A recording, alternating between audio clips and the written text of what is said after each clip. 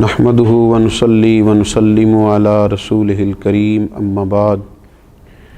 اعوذ باللہ من الشیطان الرجیم بسم اللہ الرحمن الرحیم ولا اقسم بالنفس اللوامہ صدق اللہ العظیم اللہم صلی علی سیدنا و مولانا محمد معدن الجود والکرم وآلہ وصحبہ وبارک وسلم الصلاۃ والسلام علیک یا سیدی یا رسول اللہ وعلی آلک واصحابک یا سیدی یا حبیب اللہ۔ حمد و صلاۃ کے بعد انسان زندگی میں کوئی سا بھی کاروبار کرتا ہو، کوئی سا بھی کام کرتا ہو، کہیں بھی اس کے لین دین کے معاملات ہوں، لیکن اگر اس میں وہ حساب کتاب نہیں کرتا، محاسبہ نہیں کرتا، چیک اینڈ بیلنس کا خیال نہیں رکھتا تو وہ کمزور پڑ جاتا ہے، اور بہت ساری چیزیں ایسی ہوتی ہیں جو اس کے لیے نقصان کا باعث بنتی ہیں۔ لیکن جو لوگ اس بات کے قائل ہوتے ہیں کہ وہ چیزوں کو مینیج کرتے ہیں، محاسبہ کرتے ہیں، ترتیب کا خیال رکھتے ہیں، آمدن اور خرچ کا حساب کرتے ہیں، اور پھر خرچ میں ضروری کیا تھا، فضول کہاں چلا گیا، ان سب باتوں کا لحاظ کرتے ہیں، وہ لوگ دانا شمار کیے جاتے ہیں۔ ان لوگوں کو لوگ عقل مند، ذہین اور سمجھدار کہتے ہیں۔ تو جس طرح انسان کی ساری زندگی کے اندر،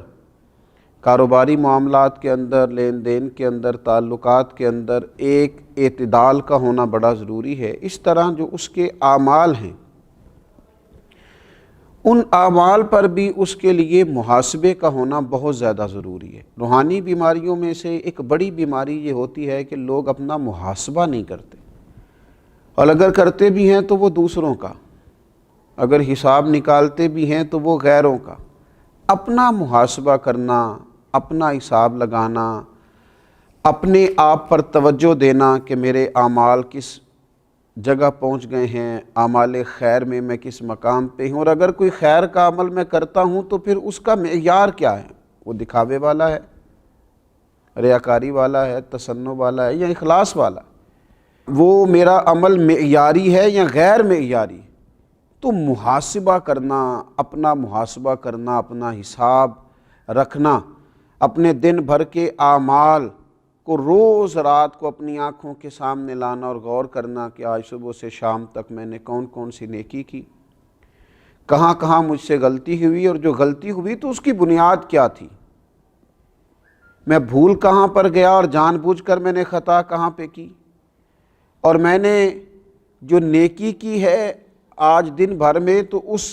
نیکی کا معیار کیا تھا، اس میں اخلاص کتنا تھا، اس کے اندر حسن نیت کتنا تھا، اس کے اندر اللہ کی رضا کا جذبہ کتنا زیادہ تھا، اور خدا نخواستہ اگر اس نیکی میں دکھلاوا تھا تو کیوں تھا، بناوٹ تھی تو اس کی کیا ضرورت پیش آئی۔ تو اپنے آپ کو تھوڑا ملامت کرنا، اپنا تھوڑا حساب رکھنا، تھوڑی اپنے آپ سے باتیں کرنا۔ ڈھونڈتا پھرتا ہوں اے اقبال اپنے آپ۔ قرآن مجید فرقان حمید نے ارشاد فرمایا کہ وَلَا أُقْسِمُ بِالنَّفْسِ اللَّوَّامَةِ، فرمایا اس جان کی قسم ہو جو اپنے اوپر ملامت کرے، جو ذرا اپنا حساب کرے۔ رب کہتا ہے اس کی قسم ہو، وہ بڑے قیمتی لوگ ہیں۔ حضرت خواجہ حسن بصری رحمۃ اللہ علیہ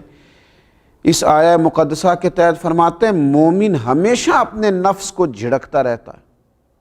ڈانٹتا ہے اپنے آپ، یہ تم نے کام کیوں کیا، اس کی تمہیں کیوں ضرورت پیش آئی، اب یہ کام کر کے اپنے لیے دوزخ جمع کر رہے ہو نا، اب یہ نافرمانی کر کے تم نے اپنے آپ کو اللہ تعالیٰ سے، اس کے پیارے رسول صلی اللہ تعالیٰ علیہ وسلم سے دور کر لیا ہے۔ ہمیشہ مومن اپنے نفس کو جھڑکتا ہے، تو نے فلاں بات کیا سوچ کر کہی، تم نے یہ بات، فلاں کھانا تم نے کیوں کھایا، فلاں مشروب تم نے کیوں پیا۔ فرمایا مومن جھڑکتا ہے اپنے آپ کو، جبکہ کافر زندگی بسر کرتا رہتا ہے لیکن کبھی اپنے نفس کو جھڑکتا نہیں۔ کافر کبھی اپنا محاسبہ نہیں کرتا، کبھی اپنے آپ کو ملامت نہیں کرتا۔ تو اپنا محاسبہ کرنا، ذرا تھوڑا سا اپنا حساب رکھنا، اپنے معاملات کا جائزہ لینا، اپنے اوپر خود اپنے آپ کو نگران بٹھانا، ہم یہ کام نہیں کرتے۔ نتیجہ یہ نکلتا ہے کہ ہماری جو ایمانی اور روحانی زندگی ہوتی ہے اس کا بیلنس برقرار نہیں رہتا۔ ہم وہ لوگ جو محسوس کرتے تھے کہ آج میں نے سجدہ کیا ہے پر مجھے اس کی لذت کیوں نہیں نصیب ہوئی، آج میں فجر میں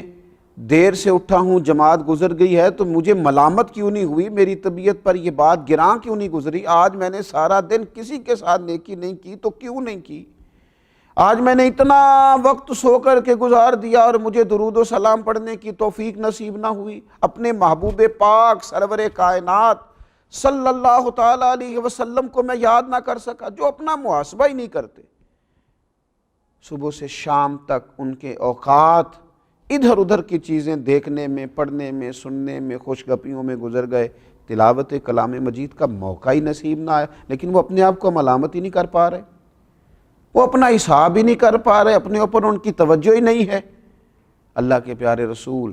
صلی اللہ تعالیٰ علیہ وسلم بڑی خوبصورت کر کے، بڑی حسین کر کے، بڑی معنی خیز کر کے، بڑی حکمت بھری کر کے ہمیں ہماری تربیت کے لیے رہنما چیزیں عطا فرماتے ہیں۔ یہ ترمذی شریف میں حدیث موجود ہے۔ اب آپ اندازہ فرمائیے ہمارے ہاں کتنے لوگ ہیں جن کا دعویٰ ہے کہ میں سمجھدار ہوں، میں معاملہ فہم آدمی ہوں، میں بڑی باریکی سے سارے معاملات کو سمجھتا ہوں، لیکن یہاں دیکھیے اللہ کے پیارے رسول صلی اللہ تعالیٰ علیہ وسلم کس کو سمجھدار فرما رہے ہیں؟ حضور فرماتے ہیں سمجھدار وہ شخص ہے جو اپنا محاسبہ کرے، وہ سیاںا بندہ ہے، وہ دانا آدمی، وہ سمجھدار ہے وہ شخص جو اپنا محاسبہ کرے اور آخرت کی بہتری کے لیے نیکیاں کرے، اور عاجز ہے وہ شخص جو اپنے نفس کی خواہشات کی پیروی کرے اور اللہ تعالیٰ سے آخرت کے انعام کی امید بھی رکھے۔ یہ سمجھدار ہونے کی علامت ہے اپنا محاسبہ کرنا، اپنے معاملات پر نگرانی کرنا، غور کرنا۔ حضرت عمر فاروق رضی اللہ تعالیٰ عنہ، اس شخص کی روحانی بلندی کا یہ عالم ہے کہ میرے نبی اکرم علیہ السلام نے ان کی تعریفیں فرمائی ہیں۔ اس شخص کے تقوی کی معراج یہ ہے کہ شیطان انہیں دیکھ کے رستہ بدل جاتا ہے، اور جناب عمر فاروق رضی اللہ تعالیٰ عنہ کے اخروی انعام کا یہ حال ہے کہ حضور معراج کی رات واپس لوٹ کر فرماتے ہیں عمر میں تو تیرا محل دیکھ آیا ہوں جنت میں۔ اتنا بڑا آدمی لیکن درہ پکڑا ہے رات کو، اور اپنے آپ سے سوال کرتے ہیں، کہتے ہیں عمر بتا آج تو نے کون کون سے نیک اعمال کیے، بتا یہ فلاں فلاں بات کیوں کی، بتا فلاں فلاں کام کیوں کیا۔ ڈھونڈتا پھرتا ہوں اے اقبال میں اپنے آپ کو، آپ ہی گویا مسافر، آپ ہی منزل ہوں میں۔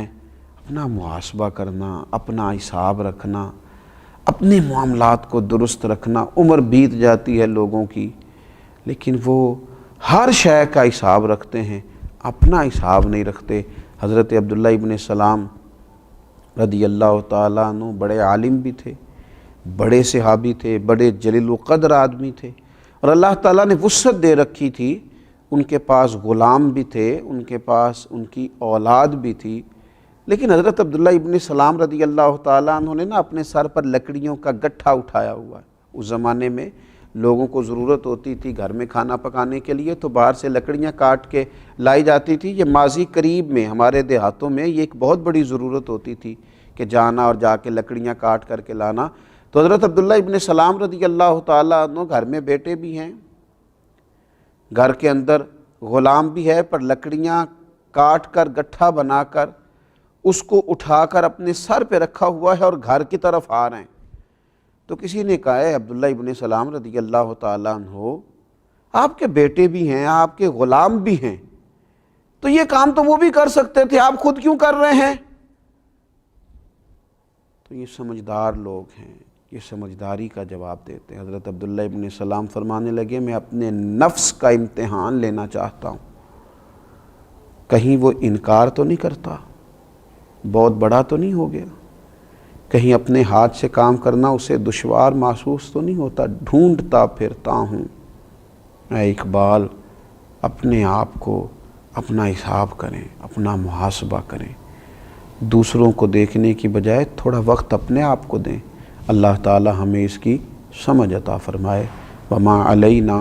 الا البلاغ۔